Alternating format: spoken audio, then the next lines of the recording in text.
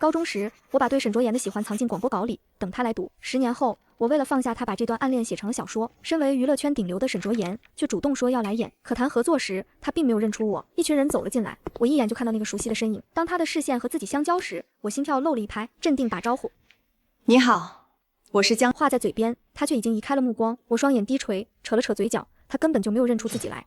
可算见到南生老师本人了。我们一直很喜欢您的小说，尤其这本《无人知晓》，写得真好。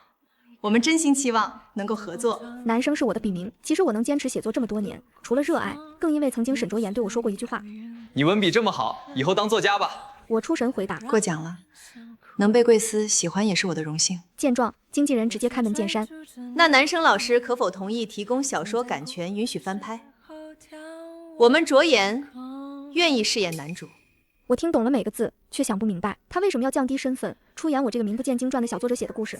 沈先生也看过这本小说吗？当心底的疑惑直白问出来时，连我自己都愣住了，但收回已经来不及。沈卓言的一双黑眸正打量着我，我硬着头皮补充：“合作是看缘分的，公司喜欢剧本是一回事儿，还得演员喜欢才能演好角色。”没等说完，沈卓言忽然轻笑了一声：“南生老师是在质疑我的专业，我接当然是因为我想接。”我忽觉得心头一颤，还没来得及细想，办公室的门再次被人推开，一个妆容精致的女孩快步走了进来。女人是当下最火的小花孟欣然，她径直走向沈卓言，笑容明媚地挽住他的手臂。抱歉迟到了，路上堵车，我可不是故意的哦。沈卓言微微一笑，神情柔和：“你就是南生老师吧？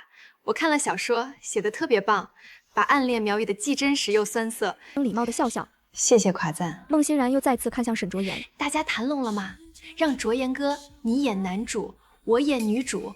你带我演戏。”我好像忽然就懂了沈卓言要演这本书的原因，胸口涌上一阵憋闷。后续都是洛瑶在和对面的经纪人沟通，他们俩这一对金童玉女 CP 很热。出演这部小说可以说宣传初期就上了热度。的确是，两人出演是小说和电视剧的双赢。眼看合同就要签订，我忽然站起身：“今天有点太匆忙了，咱们改天再聊吧。”室内陷入了短暂的错愕。不知过了多久，孟欣然出声：“江老师反悔是因为我吗？”沈卓言的目光落在我身上，像是也在等一个答案。我避开众人视线，现编了一个理由：“我答应过粉丝，这本小说如果要翻拍，要让他们参与选角。”经纪人还想争取，沈卓言却已经站起身：“既然如此，那就不扰扰。”洛瑶连忙站起来去送，嘴里还说着以后合作的话。办公室里只剩下我一个人时，我靠在椅背上长舒了一口气。5分钟后，洛瑶再次回来，满脸不解：“你说你这本小说是亲身经历，难不成你写的是沈卓言？”“不是。”我毫不犹豫地否认。陪伴自己多年的洛瑶更加怀疑，却也没多说什么。3天后是同学毕业10年的聚会，我找了个位置坐下，听着他们聊当年学校的风云人物，聊着聊着就提到了沈卓言。他怎么就当明星了？我还以为他会当主持人呢。可不是嘛。说起来也怪，当初他本来是负责中医播稿子，非要调到周五。我当场愣住。高中时因为作文写得好，广播站给我开了个专栏，就是周五的生生不息。每周五放学前10分钟，我都会前往广播站，将写好的稿件递给念稿的同学。开始是一位女生朗读，后来换成了沈卓言。有时我把稿子给沈卓言后，还会偷偷站在后面闭目倾听。我永远都记得那句：“春天，风又起了，一片梧桐叶落在我的手心，我仿佛接住了整个季节。”收起回忆，我正想追问一句，包厢的门被人推开了，沈卓言走了进来。抱歉，来晚了。孟欣然跟在他身后，两人站在一起，像是从青春剧里走出来的男女主角。刚刚大家聊什么呢？说你高中时每周五非要去那个广播站念稿子，你说实话，是不是为了谁？我不知为何也看向沈卓言。是。我再次正在原地，这时孟欣然突然惊讶看向我：“南生老师，原来你和卓言哥是高中同学啊，太有缘了吧？”说着，他推了推身边的沈卓言：“卓言哥，上次谈合作时你怎么没告诉我，你和姜老师是高中同学？”沈卓言目光从我脸上划过，没什么波澜。当时没认出来。尽管早就知道沈卓言没认出自己，可听到他亲口承认，我的心口还是泛着酸涩。聚会散场，我走到外面，拿出手机准备打车。孟欣然忽然走到我面前，微笑着说：“姜老师，我还是很希望能和你合作的。”我抬眼，却猝不及防，沈卓言对上了视线，他就站在那，目光落在我的身上，眼神淡淡的，像隔着一层雾。我移开视线：“我会尽快发起投票，让粉丝参与选角。”孟欣然点了点头，笑得甜美。那我等你好消息哦。第2天，我和洛瑶商量后，决定在社交平台发起了关于小说主演的粉丝投票。1周下来，结果令人惊讶，刚凭一部校园剧爆红的新晋流量小生贺成，票数竟和沈卓言僵持不下，甚至偶尔反超。洛瑶把他的这照片递给我看，贺成眉眼干净，笑起来带着青涩的少年气。正巧他团队也和我们取得了联系，过几天界内有个盛典，约在那天聊聊。我点头，好。3天后，我见到贺成本人。姜老师好，很高兴能和您有这次见面的机会。我叫贺成。我们聊得很投缘，从他的言谈间，我能感受到他认真看了小说。正聊着，不远处忽然有些骚动，我抬头看去，是沈卓言来了。贺成看到他走过来，立刻站起身打招呼。沈老师好。沈卓言停下脚步，看向他，微微颔首，然后他的视线顺着贺成的方向落到了我身上。贺成立刻热情地介绍，这位是姜兰生老师，无人知晓的作者，我们正在聊合作。沈卓言的目光一动不动落在我身上，过了好一会，姜老师，没记错的话，现在粉丝投票里的第1名是我。我调整好情绪，拿出应有的职业态度。2位老师都很好，最终选角我会综合粉丝意见和剧本适配度来决定。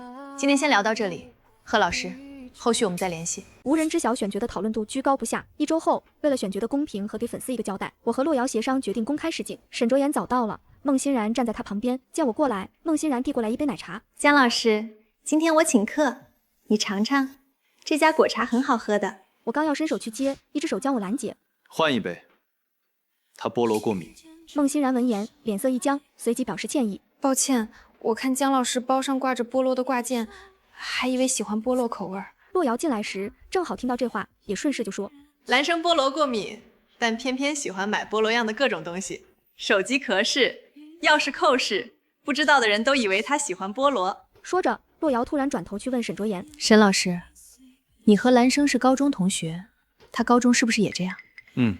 水杯上贴着菠萝的贴纸，笔记本上也是，连广播稿上都要贴一个。我的心猛地漏了一拍，那些年少习惯，连自己都快忘了，他竟然记得。10分钟后试镜开始，我拉着洛瑶，简单招呼后就进去了。沈卓言看着那道仓皇离去背影，目光沉沉的，不知道在想些什么。孟欣然若有所思地看着他。卓言哥，你这么上心这个合作，不全是因为我吧？听到这话，沈卓言收回视线，没回答。他一顿，语气里带了点试探问：你们高中同学聚会那天，你承认自己调到周5播广播稿，是为了一个女生，所以那个女生是姜老师，你暗恋她？沈卓言微微愣住，然后他垂眸笑了笑，声音很轻：你都看出来了，某些人就是看不出来。试镜正式开始。第352位，沈卓言。沈卓言走了进来，他穿着红色校服，留着清爽的发型，阳光从窗边斜洒而下，在他身上镀上一层柔和的光辉。这一刻，时光仿佛倒流了10年，和我记忆中的少年一模一样。我怔怔地看着他的侧脸，这一刻忽然分不清这是戏里还是戏外。试镜结束后，所有人都在鼓掌，导演也很满意，我也跟着鼓了掌。只是忽然在这一刻有了新的认知，或许真正的释怀就是放手。在我写完这本小说的那天，我的暗恋就该结束了。选角结束后，我给自己放了个假，回了趟南城附中。后街的老书店还在，那是我整个高中生涯最爱待的地方。10年过去，书店规模变大了，有了可以点咖啡甜点的吧台和工人聊天休息的桌椅。这一刻，随意的逛着，手指划过一本本书册，像划过当年的时光。隐约听见有人叫我，循声望去，意外看到贺成，以为他是来问无人知晓男主选角结果的。很抱歉，贺成，这次可能没法和你合作了。贺成听后却笑得洒脱。姜老师，这有什么抱歉的？沈老师那段试镜我也看了，演得太好了，我输得心服口服，希望下次能有机会再合作。我松了口气，笑着点头。肯定有机会的。我们在书店点了2杯咖啡和甜点，坐在休息区域闲聊。聊着聊着，贺成突然看向我，语气认真地问：姜老师，虽然我没被选上，但我仔细看了剧本，心里只有个疑惑，这本小说真的是女主角单方面的暗恋吗？我不解。为什么这么问？贺成沉默一瞬，然后拿出手机点开了我的小说。他说：这一章情节是女主生理期，男主替她做值日，还跑去买姨妈巾和红糖水。还有下面一章，女主骑车受伤了，男主背她去医院，医生处理伤口时怕女主疼，就伸出自己的手让女主咬。姜老师，这些在我们男生看来都是要喜欢这个女生才会做的事情。我几乎是本能的否定。男主只是人好，他对身边的人都好。贺成摇了摇头，眼神很笃定。姜老师，你太不懂男人了，至少我做不出到对不喜欢的女人这样。我没再解释，低头吃了一口甜点。他不知道，我之所以否认，是因为当年也曾鼓起勇气想对沈卓言表白。高考前最后一个周五，我在最后一篇稿子的末尾约他见面，他念了稿子就一定能看到。我相信他会赴约。等他来了，我就把那封载着我心意的告白信亲手给他。可那天我在猫舍等到天黑，等到下起了雨，他都没来。我顶着大雨跑回学校，在教室里见到了沈卓言，正要进去问个明白，却听到别人问他：那谁约你见面？你怎么不去？跟我们在这一块躲雨。雨水顺着我的头发往下滴，浑身湿透，心也凉透。我的暗恋如同这场大雨来得突然，走得安静，只留下一片潮湿的无人知晓的心事。想到这些，我抽回思绪，和贺成道别。我回到公司，找到洛瑶，正式告诉他：无人知晓这本书，我不打算拍电视剧了。洛瑶正在喝水，差点被呛到。你说什么都准备的差不多了，怎么就不拍了？我把自己的想法原原本本说出来。你当初猜的没错，我写的男主就是沈卓言。最初我也想过拍，可是试镜时无论是谁演，我都觉得违和，哪怕是他本人。洛瑶沉默了许久，最终点了点头。好吧，我尊重你的决定。之后，洛瑶开始同各方沟通，向之前来试镜的演员和团队表达了歉意。经过慎重考虑，我决定终止无人知晓影视化项目，对各方带来的不便深表歉意。大家怎么说都不重要了，我打算去一趟北方，为下一本书找灵感。去之前，我把小猫带去了曾经那家猫舍寄养。10年过去，猫舍的店主也从当年的青涩变得成熟。没想到，还记得我？你是当年救了小猫，后来又领养了他的那个女同学吧？没想到10年了还能再见到你，养得真好。我笑着点了点头。他有点怕生，这段时间得麻烦您多照顾。我回来了就联系您。安顿好小猫后，我准备离开。店长拉开抽屉，拿出了一封信递给我。这是你当年落下的，我一直收着，这下能物归原主了。我低头看去，微微一滞，是那封没能送出去的情书。将信接过来，我突然觉得这封当年心意满满的信，现在轻得像是一片落叶。向店长道谢后，我就离开猫舍。门口有一个绿色垃圾桶，我把信随手扔在了盖子上面，然后就去了机场。不远处，沈卓言刚在附近聚完餐出来，点开手机一看，就看到江兰生发的关于无人知晓版权不出售的声明。他忽然愣在原地，好一会才回过神，沿着路边慢慢走，路过一家猫舍，他下意识走进店里，目光却被一只灰色的猫吸引。那只猫像极了那年他和江兰生一起救下的那只小猫。想到这，沈卓言嘴角自嘲一笑，10年了，想想都不可能。店长出来招待，先生是来领养猫还是买猫粮？沈卓言回神，摇了摇头，失魂般从猫舍走出，正要拿出手机叫助理来接时，不经意的一瞥，他的目光就被夺舍了。绿色的垃圾盖上躺着一封信，上面写着这样一行字：沈卓言，你读过那么多次我写的稿子，这一次读一读我的心意吧。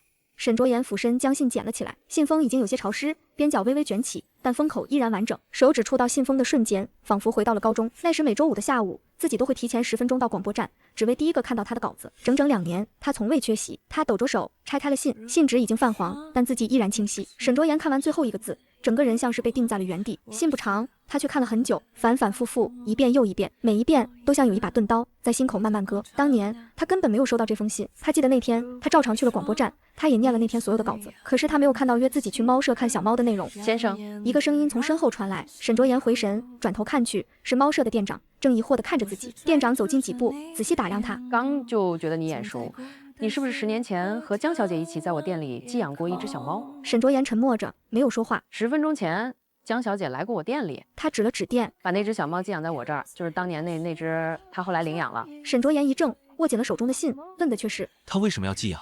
说是要出趟远门，不方便带着。你要是来早一会儿，说不定还能碰上。沈卓言心里涌上一股莫名的慌乱，身后助理气喘吁吁地跑过来：哥，你怎么跑这儿来了？公司打电话来说有急事，让你马上回去一趟。沈卓言站在原地没动。哥，你怎么了？半晌，他闭了闭眼，将信小心地折好，放回信封，放进衣服内侧口袋里。没事，走吧，回公司。我登上了去北京的飞机，飞机穿过云层，窗外的阳光刺眼。我靠在椅背上，闭上眼睛，难得睡了个好觉。到北京后，见了几个同为编剧的朋友，他们问起无人知晓突然叫停的事，我没有多说，他们便也不再多问。我一个人逛遍了北京，去了故宫，去了颐和园，去了南锣鼓巷，去了那些充满烟火气的胡同，慢慢觉得那些堵在心口的东西正在一点点松动。1周后，洛瑶发来消息：兰生，你那本《城南旧巷》的影视化也在推进，有个演员挺有意向的。目前正好也在北京，你们见一面，我把时间地点发你。3天后，按约定的时间，到了一家位于胡同深处的私房菜馆。推开包厢的门，我微微一怔，是贺成。他站了起来，笑得干净又诚恳。江老师，没想到这么快又有合作的机会了。我愣了1秒，随即失笑。我也没想到。贺成替我拉开椅子，动作自然而礼貌。洛瑶姐没跟你说是我？我坐下，他只说有个演员想聊聊，跟我卖关子呢。贺成笑着在对面坐下。那我是不是该庆幸江老师没因为是我扭头就走？我接过他递来的茶。怎么会？上次的事我还觉得挺抱歉的。江老师，那件事早就翻篇了，而且塞翁失马焉知非福，说不定这次的角色更适合我呢。于是我们聊起了城南就像，这是我3年前出版的小说，和无人知晓完全不同。贺成显然是认真看过原著的，聊起男主的挣扎和女主的心路历程时，都能说到点子上。贺成看着我，眼神认真。姜老师，我知道我可能不是最合适的人选，但我真的很喜欢这个故事，如果有机会出演，我会全力以赴。我笑了笑，好，那就合作愉快，回头让洛瑶和你们团队对接。聊完后，我们在胡同口分开，刚走了几步，手机响了，我点开看了一眼，是陌生号码的来信。兰生，我是沈卓言，能不能给我个机会，我们聊聊？我盯着屏幕看了几秒，然后按下了删除键。半个月后，我回了南城，一落地就扎进了城南旧像的剧组。贺成比我进组早，已经开始了前期的围读和排练。他们每天见面就是讨论剧本、讨论角色、讨论那些藏在文字背后的情感。我忙得脚不沾地，常常一抬头，天都黑了。等终于闲下来，我收拾了一下，打车去了那家猫舍。推开玻璃门，店长正在前台整理东西，看到我来了，笑着打招呼：“江小姐来了，来接猫。”这段时间麻烦您了。我往里走，目光落在角落的猫爬架上，忽地顿住，那里蹲着一个人，正在逗弄小猫。猫似乎已经和它混熟了，懒洋洋地翻着肚皮，任它挠。那人听到脚步声，抬起头，看到我的瞬间，眼睛一下子亮了，站起身朝我走过来。兰生，我往后退了一步，语气淡淡的：“沈先生。”沈卓言的脚步顿住了，这个称呼像一道看不见的墙，把他隔在了外面。他克制着，低声说：“我来看猫，顺便等你。”我没有接话，转身去前台办理手续。店长把猫包递给我：“可以了，猫粮和零食都装好了，路上小心。”谢谢你。我接过猫包，弯腰把猫装进去，然后拎起来，头也不回地往外走。兰生，沈卓言追了出来。我在街边停下脚步，回过头，目光平静的像在看一个陌生人。沈先生还有事？沈卓言深吸一口气，能不能给我一点时间，我们聊聊？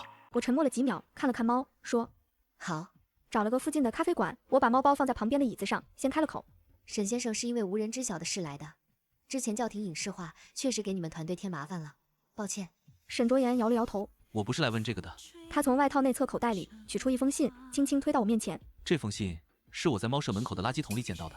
沈卓言的声音很轻，带着一丝沙哑：“兰生，我想跟你说清楚一些事。”我抬起头看向沈卓言：“当年我不是故意爽约的，那天我去了广播站，也念了你写的稿子，可我没有看到你约我去猫舍的内容。”我的手指微微收紧，他怎么会不知道？明明当时他朋友都问了。他继续说：“我想不明白，于是我去找了当年广播站站长苏然，当年稿子是他整理好给我的。他跟我坦白，你稿子最后那段给我的留言，他出于私心撕掉了。后来他约我在操场见面，我没去，我一直在教室躲雨。那天猫舍店长跟我说，那天你在猫舍等到天黑，等到下雨。”他说着说着，眼睛更红了。兰生，抱歉，我不知道你当时在猫舍等我，我不知道我们会因为这个错过10年。原来我和他错过的10年里，隔着别人的私心，我以为自己会觉得遗憾、难过或者生气，可奇怪的是，什么感觉都没有。我垂下眼，看着杯子里已经凉掉的咖啡。现在误会解开了，事情也过去了，那就这样吧。兰生，沈卓言却突然拉住我：“无人知晓，每一章我都看了，我能感觉到你对我还有感情。我们已经错过10年了。不要再继续错过了，好不好？”我看着他，眼神平静。沈卓言，你成为演员时，我给你发过信息，你没有回。谈合作时，你说有必须接的原因，默认是因为孟欣然时你没有解释。同学聚会上，你亲口说没认出我，你现在却跟我说我们不要再错过了，你不觉得很可笑吗？沈卓言的脸色渐渐发白，他语速快了些，一件一件拼命解释。我打断他：“沈卓言，不重要了。”沈卓言看着我，眼眶有些红。我站起身，拎起猫包。沈卓言，过去的事就让它过去吧，我不想再提从前了。说完，我就带着猫离开了咖啡馆。这一夜，我躺在床上翻来覆去，闭上眼就是10年前的事。教室里的阳光，广播里他的声音，猫舍门口等了很久很久的黄昏，以及突然来临的大雨。只是梦里，他赴约了。他穿着校服站在猫舍门口，夕阳落在他身上。他笑着问我：“等很久了吧？”然后我就醒了，盯着天花板看了很久。起床洗漱，收拾东西，赶去了城南旧像的剧组。散场时，天已经黑了。贺成的团队送我到了楼下。我一下车，就看到路灯下站着一个人，是沈卓言。他抬起头，目光落在我身上，我没有理会，径直往楼道走。等走到家门口，掏出钥匙准备开门，却发现他还跟在身后。我转过身，正想问他到底要干什么，他却走向对面，掏出钥匙开了门。沈卓言像是怕我误会，匆忙解释：“我没有别的意思，我就是看你对面正好空出来，所以租下来了。”他顿了顿，又说：“你放心，我不常住这边的，我只是想着之后你要是要出门，小猫没人照顾，可以找我，比放猫舍方便。”说着，他又从屋里拿出几大袋猫用的东西递给我：“这是我给小猫买的，当初我没有赴约，不然这小猫应该是我们一起养的，我现在只是想补上。”想说不用，却发现话到嘴边说不出口。我不想欠他。多少钱？我转给你。那你转我吧。他说完笑了笑，转身回了对面。我不得不将他从黑名单里拉出来。回到家后，本想继续创作新书，可却写不出一个字。这时洛瑶打来电话，说电视台想约我做个小采访。我有些疑惑，电视台为什么会找我做专访？但洛瑶说这是个不错的曝光机会，江兰生就答应了。第二天，我按时赶到电视台，在休息室等了一会儿。没过多久，门被推开，我看清他的脸时，忽然明白了这次采访是为了什么。苏然走了进来，穿着一身干练的西装，妆容精致。他开门见山：江兰生，好久不见。你放心，这次是台里要做年轻作家的专栏，我很欣赏你的作品，所以向台里推荐了你。我点了点头，多谢。苏冉在我对面坐下，沉默了几秒。还有一事，我一直想跟你说声对不起。他低下头，看着自己的手，向我解释了当年的事。窗外有车流声传进来，闷闷的，在这个房间显得格外清晰。我看着他的眼睛，平静地说：我接受你的道歉。门外有人敲门，说采访要开始了。苏冉站起身，整理了一下衣服。工作上，以后我们还会有联系，我们加个好友吧。我点点头，拿出手机，扫了他的二维码。采访进行得很顺利，问的都是关于作品和个人职业规划的问题，我一一回答。结束后，我收拾东西准备离开。苏冉走了过来，等下方便吗？我请你吃饭。我知道他依旧是在表达歉意，但我确实没有心情。下次吧，剧本那边还有点事。他点点头，不再强求。我走出采访室，穿过走廊，刚走到电视台门口，那扇玻璃大门便被推开，迎面走来一群人，走着最前面的是沈卓言和孟欣然。沈卓言目光停了一瞬，喊住了我：兰生。我停下脚步，回过头，他走过来，站在我面前。城东那家云南菜馆，我预约了位置，你有空吗？我们一起去。是我在无人知晓里提到过的那家我爱吃的菜馆，每天位置有限，一般只有提前预约才能吃到。不了，还有事，先走了。没等他回应，我转身走出了电视台。只是没想到，这次追出来的是孟欣然。江老师，我再次停下脚步，回头看向他。孟欣然小跑过来，在我面前站定，眼神认真。江老师，我其实看出来卓言哥喜欢你了，他对合作那么上心，更多是因为你。他顿了顿，继续说：你不要误会，卓言哥，他和我之间什么都没有。此刻，我听着他的这些解释，内心没有任何波澜。跟你没关系。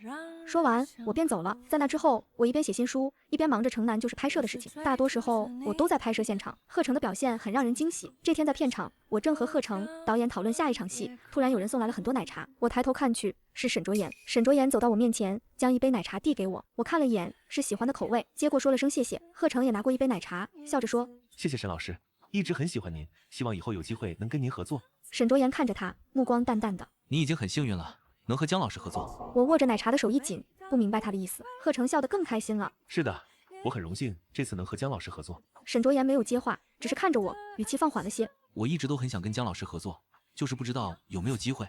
碍于情面，我无法直接拒绝。以后有机会的话。他点点头，没再多说什么，转身回了自己的剧组。贺成端着奶茶，看着他的背影，若有所思。然后他忽然凑近我耳边，压低声音说：江老师，沈老师不对劲，我感觉他喜欢你。我一愣，连忙矢口否认。别瞎说。贺成笑了笑，没再继续这个话题，转而聊起了剧本。沈卓言在的这段日子，片场日子都好过了不少，每天能吃到各种各样的零食点心，搭配着奶茶。可我始终无动于衷，甚至在沈卓言终于换了拍摄地点时，感到松了一口气。城南就像杀青这天，刚拍完杀青合照，我就接到了洛瑶的电话。她在电话那头大喊：兰生，你被曝绯闻了。我愣住，拿出手机点开，才发现他和贺成上了热搜。井号带爆小生和编剧姐弟恋共喝一杯奶茶。狗仔很会错位拍摄，贺成本是在我耳边说话，拍出来却像是在喝我的奶茶。我生一边觉得不可思议，一边感叹狗仔无中生有的能力，却也没过多担心。贺成跑过来，带着歉意地看着我：江老师，我们上热搜了，抱歉，给你添麻烦了。我笑了笑，没事，别担心。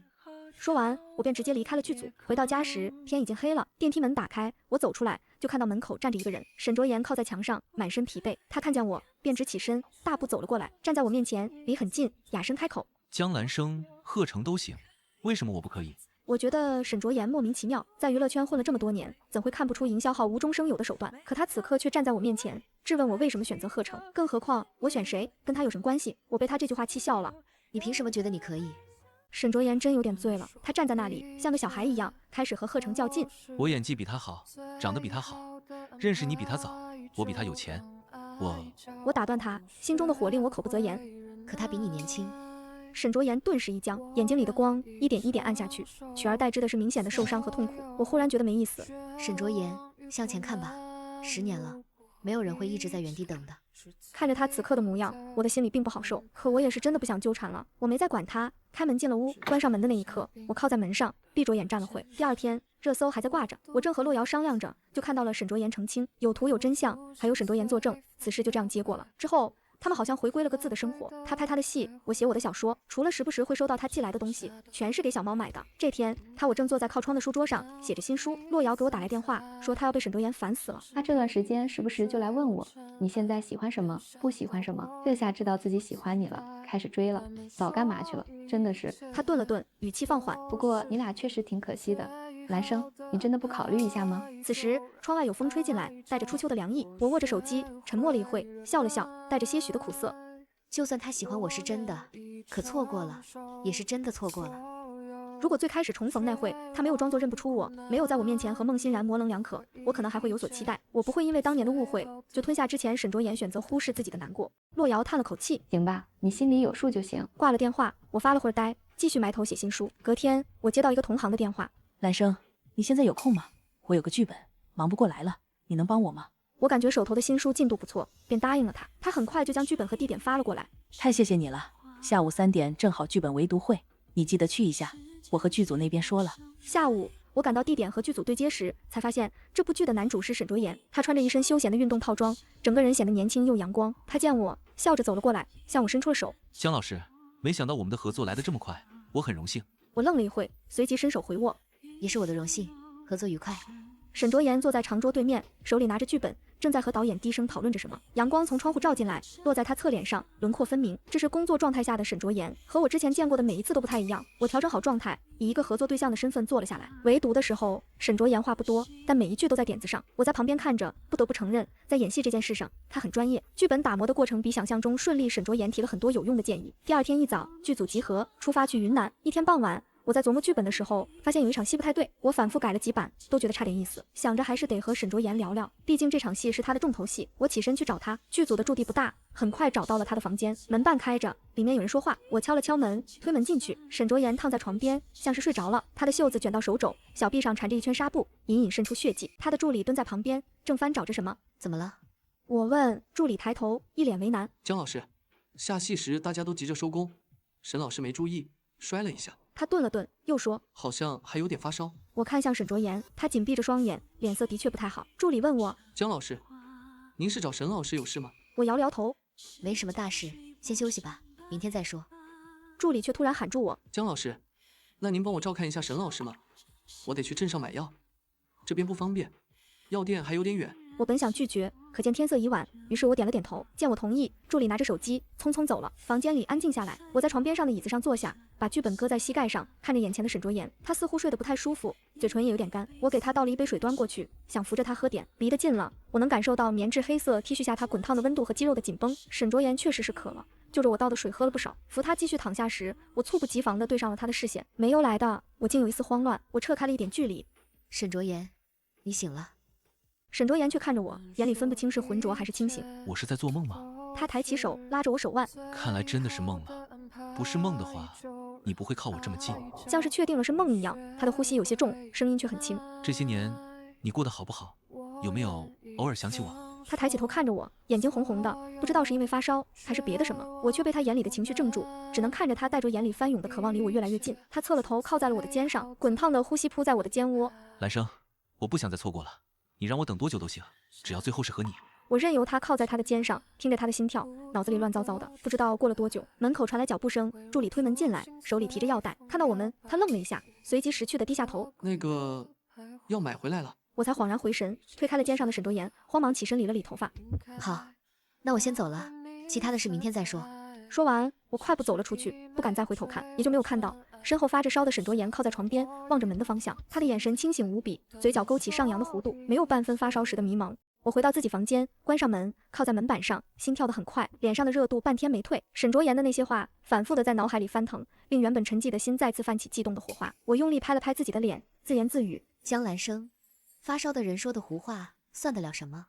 倘若沈卓言真的有那么喜欢我，又怎么10年间一次都不曾找自己？我亲手浇灭了心底那跃跃欲试复燃的悸动，强迫自己入睡了。第二天，我犹豫了很久，还是去了片场。沈卓言已经在拍了，看起来和平时没什么两样。一条拍完，他走拿着剧本过来，神色如常。姜老师，助理说昨天你找我了，还替他照顾了我一会儿，谢谢，给你添麻烦了。我没有看他，而是垂下看他的手臂。不用谢，伤好点了吗？他低头看了看，不碍事。你昨晚找我是因为剧本的事吗？他将手中的剧本递给我，我接过，才发现是自己昨天落在他房间的。当时走得匆忙又狼狈，全然忘了正事。我点了点头，翻开剧本，只给他看那场戏。这里主角的台词太直白了。沈卓言接过剧本，看了几秒，点头。他想了想，用笔在剧本上改了几行字，递给看。这样呢？我看了一眼，点了点头，可以。之后的日子里，我们像两个普通的合作伙伴一样相处，讨论剧本，交流想法，偶尔在片场碰面，点个头，打个招呼。可我总觉得他看自己的眼神和之前不太一样了，不再藏着掖着，而是坦坦荡荡的，像在说我就是喜欢你。我只能假装没看见。拍摄持续了2个多月，比原计划多花了一些时间，但出来的效果很好，导演很满意，演员们也很投入。杀青那天，全剧组都在欢呼。沈卓言就在此时说：“择日不如撞日，今晚我请大家吃饭吧。这段时间大家辛苦了，感谢各位的付出。”大伙纷纷应和，激动不已。他说完，走到我面前：“姜老师，你也辛苦了，为了剧本还专程跟组，你也一起来吧。”我正要答应，手机响了，低头一看，是贺成发来的消息。姜老师，城南旧巷的初剪我看了，效果特别好，真的很感谢您。我订了您小说里提过的那家城南私房菜，想请您吃个饭，您今晚方便吗？我愣了一下，那家餐厅自己的确在小说里写过，是女主角小时候常去的地方，后来拆了，又在别处重新开了，没想到这都被他注意到了，我有点感动，于是回复了他：“有时间，我现在过去。”发完，我抬起头对沈卓言说：“聚餐我就不去了，我还有其他事，抱歉。”沈卓言垂在身侧的手握得更紧了，脸色沉了下来。他刚才用余光看到了是贺成的信息，也看到了贺成发来的定位。他用手机飞速的查了查，然后把定位发给助理，把晚上聚餐的地方换了，换到这家餐馆的附近。晚上6点，我准时到了城南私房菜馆，贺成已经等在门口了。他看起来很精神，看到我时眼角微微弯起。姜老师，这边。他引着我往里走，穿过一条窄窄的走廊，进了一个小包间。包间不大，但很雅致。窗外是一小片竹林，灯光暖黄，菜一道道端上来。吃到一半，贺成放下筷子，认真地看着我。城南旧巷这个本子对我很重要，我以前演的那些角色都比较单薄，但这个不一样，我能感觉到您写的每一个人物都是有根的。他看着我，眼神里充满了真诚。所以我想谢谢您，也希望能继续和您合作。我笑了笑，会有机会的。吃完饭，我们从餐馆出来，夜风裹着初秋的凉意，吹得人很舒服。看了眼手机，发现猫舍老板和沈卓言的好几个未接来电，我心里突然涌起一阵莫名的心慌。这时，猫舍店长又打了过来，我匆忙接起，听筒里传来了他为难的声音：“姜小姐，终于联系上您了，小猫身体有点不舒服，已经送到了宠物医院了。”我的心猛地一紧，在哪里？小猫怎么样了？我现在赶过来。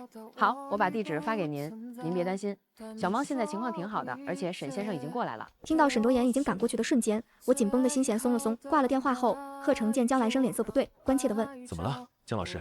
贺成，麻烦您送我去趟宠物医院。他二话没说就点了头。好，您把位置发我，我送您过去。一路上，我的手心都在冒汗，握着手机的手忍不住发抖。窗外的霓虹灯一盏盏掠过，明明灭灭的，像此刻悬而未决的心情。到医院时，我连句道别的话都没来得及跟贺成说，就推门冲了进去。此时的小猫软乎乎、可怜巴巴地趴在观察箱里，小身体缩成一团。沈卓言走过来，声音很轻很稳：“没什么事，别担心，消化功能出了一点问题，养养就好了。”医生说小猫情况稳定了后可以带回家，我便将小猫抱了起来。一路上，小猫在怀里偶尔发出细弱的叫声，每一声都像针扎在心上，自责像潮水一样涌上来。如果今天不是沈卓言及时赶到，我不敢想。到了家门口，我抬头看向沈卓言：“沈卓言，今天谢谢你。”他看着我，目光温柔：“不用谢，不用自责，小猫没事就好，而且这本来也是我应该做的。”我点点头，转身准备进门时，他在身后说了一句：“以后任何事我都可以跟你一起承担。”我没有回应，只是抱着小猫进了屋。关上门的那一刻，我听见了自己的心跳声，那颗曾经被浇灭的火花又悄悄燃了起来。第二天早上，我是被洛瑶的电话吵醒的。兰生，你又上热搜了。我迷迷糊糊的应了一声，却还是先去看的小猫。见它精神不错，正懒洋洋的舔爪子，这才松了口气。拿起手机打开了社交平台，井号编剧姜兰生与贺成共进晚餐。井号配图是昨晚从私房菜馆出来时被拍的，角度选得很刁钻。我和贺成并肩走着，灯光昏暗，看起来确实有些暧昧。往下翻还有2条，让我有点意外。井号姜兰生、沈卓言同进医院，疑似关系不一般。井号配的图是昨晚上从宠物医院出来的瞬间，拍摄角度让沈卓言的手臂恰好挡住了我的半边身子，看上去像是他把我圈在怀里。井号姜兰生与沈卓言云南同组关系亲密。井号配图是在云南拍摄期间的照片，有几张是我和沈卓言在片场讨论剧本的，还有一张是我从他房间出来。评论区已经炸了，难听的话密密麻麻扎过来。洛瑶在电话那头急得不行：“你别看了，我已经让人在处理了。”我知道。声音比自己想象中平静。挂了电话，我又翻了翻评论区，盯着其中一条说我恶心，把自己喜欢的人写成小说，纠缠不清的评论，看了很久，久到屏幕的光刺痛了眼睛。正翻着，贺成的电话打了进来：“姜老师，热搜的事您我已经让团队在你声明了，您别担心，这件事因我而起，我会处理好的。”没事，谢谢你。挂了电话，我深吸一口气，还没缓过来，手机又响了。这次是沈卓言的消息，只有短短几个字：“兰生，别怕。热度始终高居不下，整个词条的广场上都是骂我的，连洛瑶都忍不住在自己的社交平台发了为我说话的声明。紧接着是贺成、导演沈卓妍都在社交平台发了声明，而沈卓妍最后的一句话让整个评论区彻底炸了。关于无人知晓的男主原型问题，我不方便替作者回答，但我可以说一句，如果那本书写的真是我，那是我求之不得的事。求之不得，这是什么意思？沈卓妍，你是不是在告白？但真正让舆论转向的是苏冉，她在自己的社交平台上发了一则长文，解释了当年的事。这篇社交平台发出后，舆论彻底反转了，一片铺天盖地的惋惜和心疼。一一回应表示感谢后，我把手机放到一边，关了社交平台，关掉了所有喧嚣，闭关沉浸式的进行新书的创作，把其他事情都交给了洛瑶处理。这段时间，我经常能碰到沈卓妍，她时不时就来敲门，送点东西，有给小猫的罐头和玩具，也有给我熬的汤、做的点心。她给了自己放了个假，直接住到了对面。这天中午，她端着一份自己做的面递给我，尝尝，你应该喜欢这个味道。道谢后，我并没有直接吃，而是放在了桌上，便回到了电脑前写新书。写了好一会，才发现他一直没走，正蹲在地上和小猫玩。阳光从窗户照进来，落在他侧脸上，温柔的像一幅画。见我终于停下来休息，他便说：“要不这段时间我照顾小猫吧，我正好放假，有时间，你专心写你的书。”我本想拒绝，但看到小猫在他掌心下眯着眼睛打呼噜，又想到上次小猫生病的事，最终还是点了点头。他高兴得不得了，像个刚当上爸爸的愣头青，小心翼翼地把小猫抱起来，举到脸边蹭了蹭。于是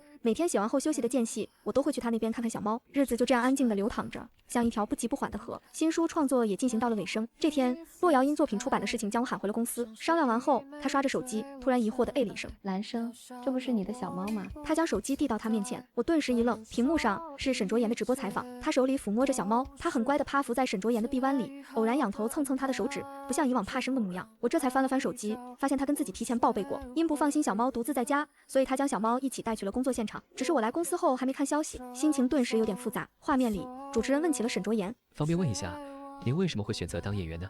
沈卓妍沉思了片刻，说：“一方面是因为喜欢，成为了演员，可以体验百态的人生，感受不同的身份带来的不一样的生命厚度。”他顿了顿，目光穿过镜头，像是要望进谁的心里。还有一个原因是想被一个人看见。我呼吸一滞，心跳不受控制的加快。主持人顺着问：“那想必这个人对您来说很重要吧？”沈卓妍笑了，笑得很坦诚：“是的，很重要，是我喜欢了很久很久的人。他是一个很优秀的小说家，我一直在期待自己能演他笔下角色的那天。”主持人沉默了会，试探着问：“那他现在看到了吗？”沈卓妍对着镜头莞尔一笑：“革命尚未成功，我还在努力中。”他说完那句话之后，低头摸了摸怀里的猫，耳根微微泛红。主持人显然被这个回答镇住了，缓了几秒才笑着接话，问起了他身边小猫的来历。沈卓妍没有隐瞒，手指轻轻梳理着猫咪的背毛。这是我和他10年前一起救下的小猫。主持人意味深长地笑了笑，送上了祝福。那就期待沈老师的好消息了。采访结束后，果不其然，关于沈卓妍的直播切片引起了全网的热议，粉丝们更是彻底疯了，连带着让无人知晓的热度又猛整了一波。出版社的加印通知都快把洛瑶的手机震爆了。洛瑶看着我，几次欲言又止，最终还是忍不住问：“兰生，你真的不给他机会了吗？”我的心情难以平复。我不知道。说出口的瞬间，自己都分不清是真的不知道，还是不敢承认。洛瑶走过来，轻轻抱了抱我，跟着你的心走。兰生，我希望你幸福。此时手机突然的响了起来，是沈卓妍打来的电话。我深吸一口气，接起了电话。兰生，你忙完了吗？沈卓妍的声音带着小心翼翼的试探，像踩在薄冰上的人，每一步都谨慎的让人心疼。我问：“怎么了？”没怎么，就是想问问你有没有时间一起回趟南城附中。我愣了一下，去那里做什么？他沉默了好一会，才开口：“兰生，有些话我想当面跟你说。”这一次我没有犹豫。好，我在公司。电话那头安静了1秒，然后传来沈卓妍压抑着欣喜的声音：“好，那我来接你。”挂点电话后，我看着洛瑶，相视一笑，什么都没说，又好像什么都说了。走出公司大门时，一眼就看到了沈卓妍站在车边。我坐进车里，能感觉到沈卓妍的目光时不时会落在自己身上，只是这次我不再觉得不自然。南城附中还是老样子，门口的石狮子，操场上的梧桐树，教学楼外墙那排斑驳的爬山虎。放假的缘故，学校里没什么人，安静的只剩下风声和鸟鸣。我们穿过操场，走过教学楼，去了广播站。如今的广播站变得很宽敞明亮，有一整间教室那么大。他指了指话筒前的那把椅子。虽然环境变了很多，但位置没变，我以前就坐在这儿念你的稿子。我望了过去，阳光落在那把空椅子上，尘埃在光柱里缓缓浮动。每次念完，我都会想，你今天写这些的时候在想什么？阳光从窗户照进来，落在我们之间，像一条金色的河。他深吸一口气，像是要把埋了很久的话一口气说完。兰生，我欠你很多解释，10年前欠的，重逢之后也欠的。其实当时我第一眼就认出你了，只是我不知道该用什么身份和你说话，更怕你忘了我。那天在猫舍门口捡到你的信，我才知道，原来10年前你等过我。他的声音有些抖。原来我们都等过对方。他往前走了一步，离我很近。兰生，我不求你现在就给我答案，我只是想告诉你，我喜欢你，从17岁开始到现在一直没变过。我想要的至始至终都是你。他眼睛亮亮的，所以能不能给我一个机会？我看着沈卓言，看着他身后的阳光，看着他眼底的光，看着这个等了10年的人，心跳很快，但也很安定。沈卓言，你知道那天在猫舍我等了你多久吗？他愣了一下，喉结微微滚动，哑着声说：“对不起。”我摇了摇头，我说这个不是想要你道歉，当年的事情怨不得你我。抬起头看着他的眼睛，沈卓言，那本小说我写了很久，我写的时候是在和过去告别，可心跳的反应我骗不了自己。沈卓言的眼泪掉下来了，他没有去擦，就那样看着我哭。我伸出手替他擦了擦眼角的眼泪。沈卓言，这个答案我等了10年，下次别让我等这么久了。他愣了一下，一把将我拉进怀里，抱得很紧，像是怕我再跑掉，怕这只是一场梦。不会了。他的声音闷在我耳边，带着哭腔，却坚定的像在发誓。再也不会了。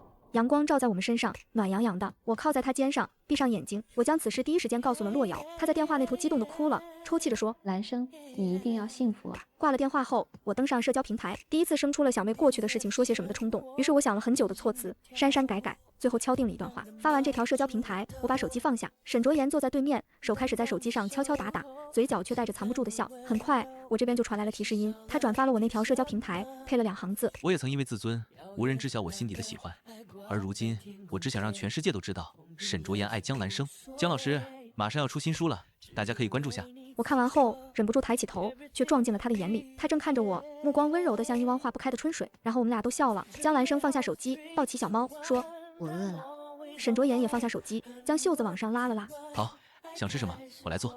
我抱着小猫，同他一起走向厨房。至于那2条社交平台会掀起怎样的风浪，已经不重要了。此刻夜色正好，窗外有星星亮了起来。小猫在怀里打盹，锅里咕嘟咕噜冒着热气。喜欢的人就在身边，伸手就能够到，念念不忘，必有回响。这场迟到了10多年的互相暗恋，终于得到了它最完美的结局。